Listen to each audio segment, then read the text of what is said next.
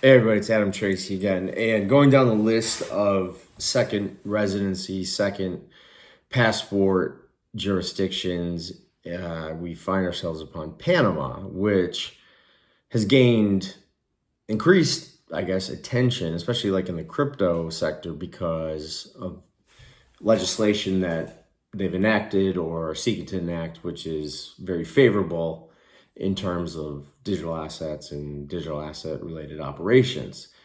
And at the same time, Panama has always been a popular second residency locale because of the ease and speed and lack of financial commitment that you actually need to relocate there. And the way that works is first you have to have an economic tie to Panama. And that could mean working, like having a job for a Panamanian company, but it can be as easy as forming your own Panamanian company and employing yourself. So for like the self-employed, the digital nomad, whatever you want to call yourself, it's actually very simple to simply just incorporate a company, which is very inexpensive, and employ yourself, right? And that's sufficient for having economic ties to the country. Second, unlike really all of the Caribbean, which requires a much larger investment or like a specific investment in the sense of you're limited by industry or vertical or whatever the case may be, the economic solvency is what they call it, test is to deposit only 5,000 US into an account in Panama. The only trick compared to really any of these other jurisdictions, especially in the Caribbean, is that it requires 2 to 3 trips to Panama in order to get this done.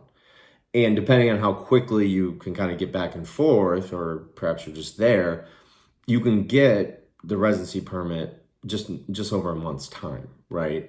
You need to make a physical appearance to open the account. That's just sort of the nature of their banking, right? So that's like a trip or part of a trip. And then you deposit the money, and then there's like a meeting with immigration officials and the same sort of like behind the scenes processes that inure to any other jurisdiction happens, just sort of, KYC type stuff and criminal background history and things of the like.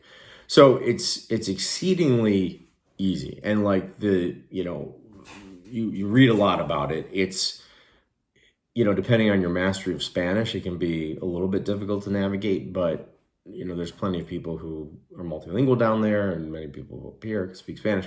It's actually a really sophisticated financial center for being where it is, right? For being, what's effectively a Caribbean nation. So there's a lot to really do down there. And with the burgeoning crypto community, for crypto entrepreneurs, it's probably the lowest hanging fruit in the sense that it doesn't take much to get down there, right? And to stay there. And the path towards obtaining citizenship is a little bit longer, like it'll take 10 years. But if you can show that you've lived in Panama for the majority of that period, then getting a passport is relatively easy. And the residency permit effectively never expires. So it's just renewable on a very simple format. So that's the Panama residency permit at a glance. Like I said, it's all kind of preference where you want to live and how much you want to spend, as I mentioned before. But that's the deal. So if you have any questions, definitely hit me up, Adam@adamtracy.io, and I'll talk to you next time. Cheers.